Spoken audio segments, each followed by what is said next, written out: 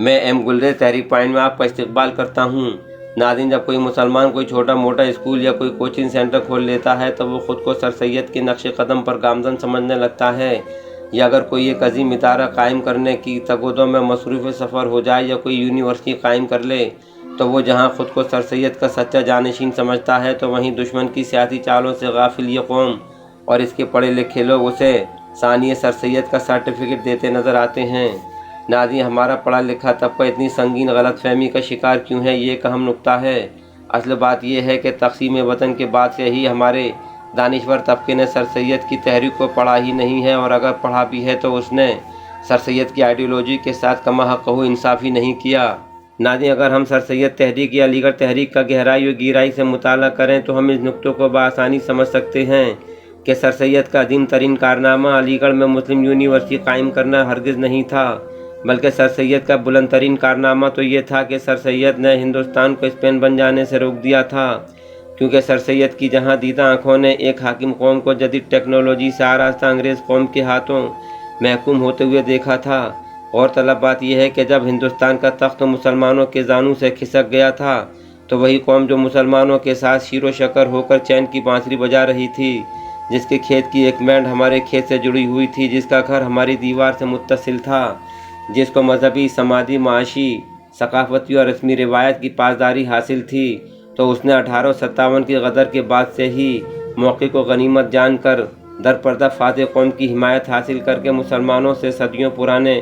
حساب کتاب لینے کے لیے تانے بانے شروع کر دیے تھے۔ بہرحال نادان مسلمان دشمن کی سیاسی چالوں کو سمجھ ہی نہیں پا رہے تھے،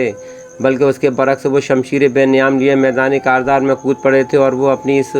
سادہ لوہی کی قیمت بھی خطرناک حد تک چکا رہے تھے۔ لہذا نازک گھڑی میں سر سید ہی ایک ایسے شخص تھے جنہوں نے دشمن کی خفیہ چالوں کو بھانپ لیا تھا، اور انہوں نے مسلمانوں کی بے بصیرتی کا رونا بھی خوب رویا تھا۔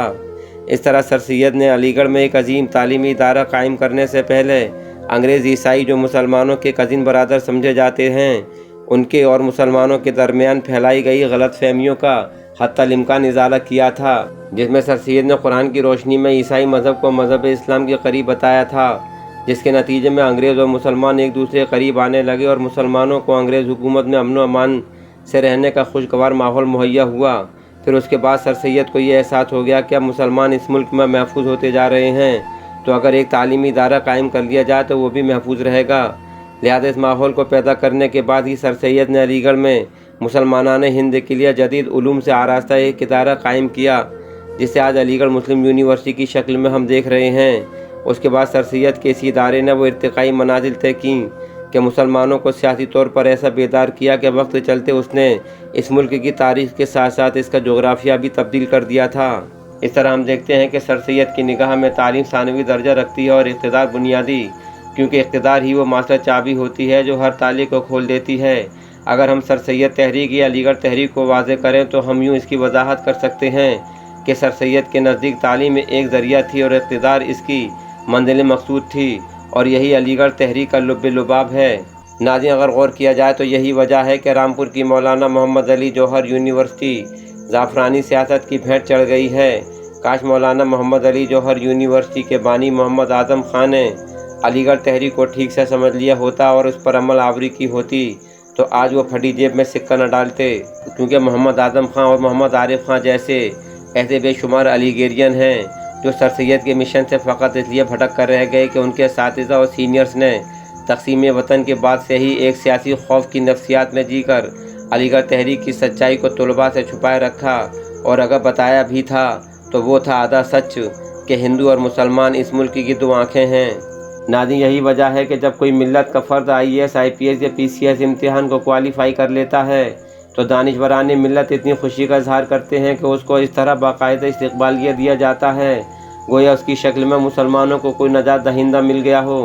جبکہ سچائی یہ ہے کہ وہ اپنے گھر کے لیے سوائے راشن کے انتظام کرنے کے چاہتے ہوئے بھی